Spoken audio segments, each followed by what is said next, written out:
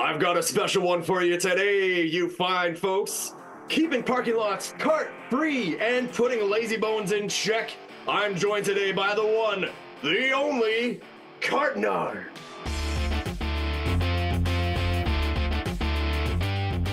All right. Very nice to be here. Thank you so much. No, thank you. I have been a fan of yours, I think, from the very beginning. I've been watching your videos. I've been wanting to meet the man behind the camera, behind the cart cleaning operation. And now Cart Narcs is on the Dr. T show. For those who don't know who Cart Narcs is, he does these amazing viral videos, keeping parking lots clean. Maybe I should just ask you, what is your goal? What's your motto? What do you do, Cart Narcs? I'd say the goal is, in the micro goal is to get people to return their shopping cart instead of leaving it out where they know it doesn't belong. That's the easy, simple goal.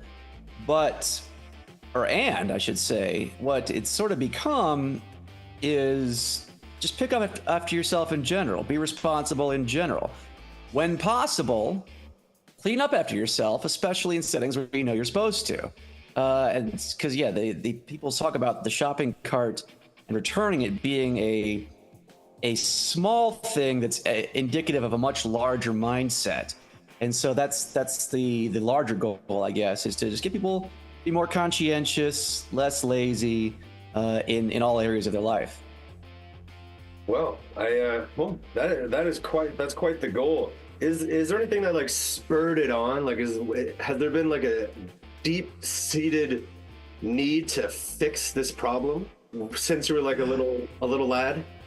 Yeah, I'll pull that up while we have a second here. I think and we made like a parody cartoon about that. About me like coming, like coming from a planet like Superman or whatever, The unfunny or the less funny answer is that no, it was just an observation. It was that, hey, why do people do this? This sucks. This is dumb. This is lazy. Mm-hmm. And I initially didn't have, the uniform or the name Cart Narcs. And I just went out and asked people. I would catch them doing it, which is, as you can tell from the videos, not that hard to do. It only takes a few minutes in any parking lot around the country. And I just asked them, and then immediately the excuses, the stuff you see in the videos, the excuses, the anger, the threats of violence. When I was doing nothing, absolutely nothing to them, it was shocking, quite frankly. Like, how can people be, so hostile about this? Toronto needs a Cart Narc. Toronto Cart Narc adaptation. Which brings me to my next question. Is it just you, or do you have like a full team? Okay, well, I think that's a good question. But and that's sort of the mythos of the Cart Narcs, is that it is a whole group of us all over the country and world, in fact.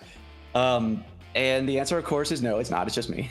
But that's the kind of fun of it, or one of the funs of it. The things that are fun about it is to make it like this sort of a, G.I. Joe style international organization. Operation. Because there are people around the world that care about it. And I've had a few folks hang out here and there, friends of mine or whatever, who'll come along, for a video or two. But as far as a actual multiple personalities, it's just me. I've always been curious. So you work in a variety of different locations. Are the stores and the supermarkets like in on it? Do they know that you're gonna be there, and do they like endorse it, or are they just kind of like, oh, hey, Cart Narcs is here? Yeah, no, they are not given any forewarning, and for the most part, and you see this in a few videos, the employees are cool. They're actually fans a lot of times. I would say the vast majority of times they'll take photos, say hi.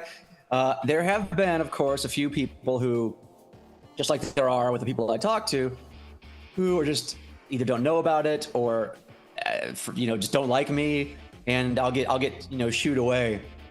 But that's rare. It's 9 out of 10 times supportive and thankful.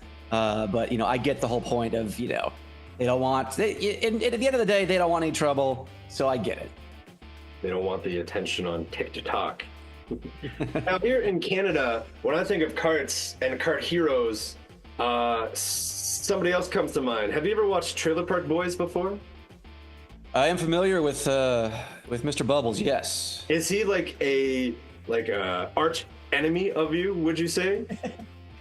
Well, yeah, because his whole deal, especially in the early seasons, was recovering lost carts, which he would make become lost, which of course is against the Cart Narcs mandate. That being said, like a year or two ago, I was DMing Bubbles, aka Mike Smith, on Instagram, and he seemed open to perhaps doing like a ride along one day.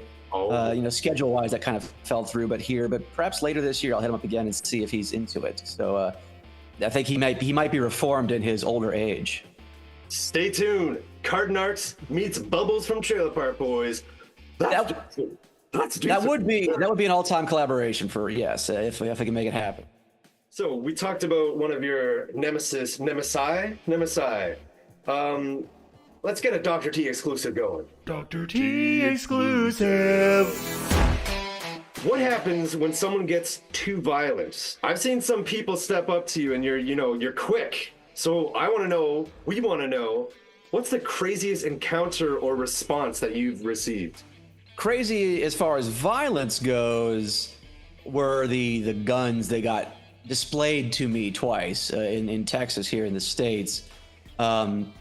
One where the guy, both in Texas, coincidentally, I don't know, take that how you like.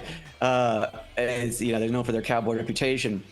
Where the guy was in what he claimed was his work truck, pulled out a 9mm after not thinking he was getting robbed or carjacked.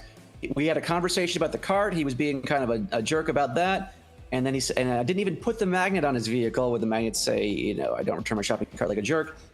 Pulled out his gun, racked the slide, didn't point at me. And then a similar thing happened also in Texas, like a year later, where the guy, he had it in his waistband, and after some back and forth about the cart, he pulled away to like throw away the magnet.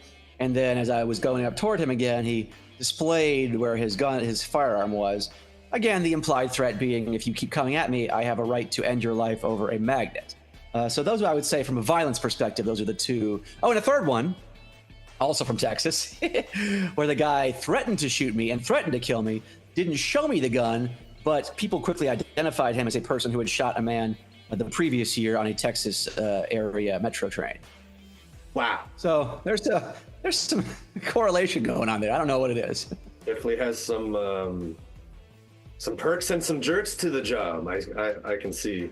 How do you protect? Yeah, and then the thing is, you back away when somebody has a gun. It's not worth your life over a cart. So some people, well, why'd you back away, Cart Narcs? You scared? When someone pulls a gun out, do you walk up to him and point and let him be like, what are you? What kind of psycho are you? Come on, people. What are you gonna do with that, there, big boy? Like, yeah, they're not gonna.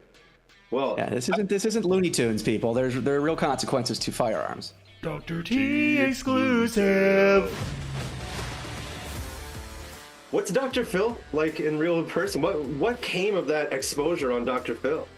So yeah, that for folks who haven't seen it, you can check it out on YouTube. There's like a 20-minute recap of the whole episode where he comes at me hard the entire time. He was very almost never conceding that I was even partially in the right. There were a few times. Yeah. Despite my excellent arguments against I shot down every argument he brought up, but instead of responding to my rebuttal, he would just move on to the next argument because, he had lost. Right after the break. In my estimation. But he was very civil, very nice. He thanked me for coming, thanked my mom for coming. He was very, very cordial.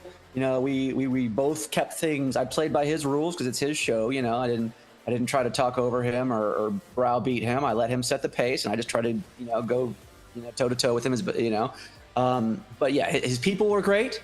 I was taking photos with a lot of the staff. A lot of people on the staff were fans. So despite his combative nature from a rhetorical standpoint, personally, he was very sweet. You don't have a lot of time. They go boom, boom, boom. It's like, there's no. sitting around waiting for commercial breaks. They get that thing done. That is or was a well-oiled machine. That is a staple of his, I've found. He'll say something completely ridiculous like, "We got a guy back there who's in love with his vacuum cleaner." More of that after the break. Well, yeah, because it is live TV, and that's not designed to be like this show, for instance.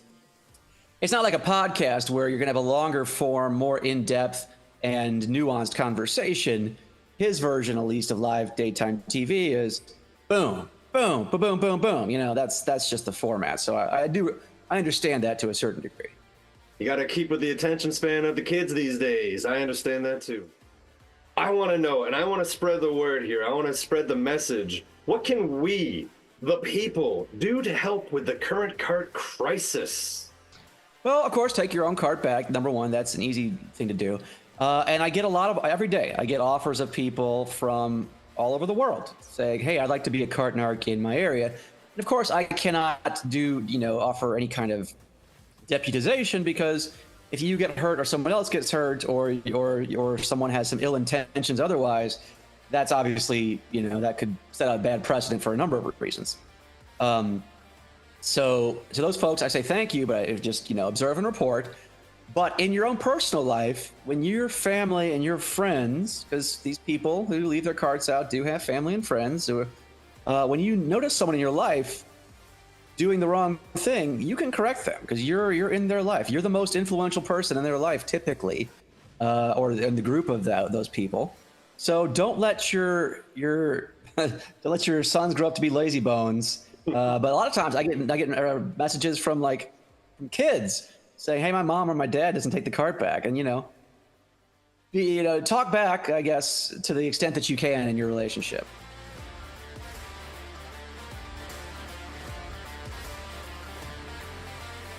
Keep up with Cart Narcs by subscribing to them on YouTube at Cart Narcs, CartNarcs. Follow them on Facebook, X, Instagram at Cart Narcs, and buy official Cart Narcs merch at cartnarcs.com. All of this can be found in the description below. And like and subscribe for more exclusive interviews and reviews. Sign it off for us. Agent Sebastian from the Cart Narcs, and we are protecting the parking lots from carts here on the Dr. T Show. Right here, right now.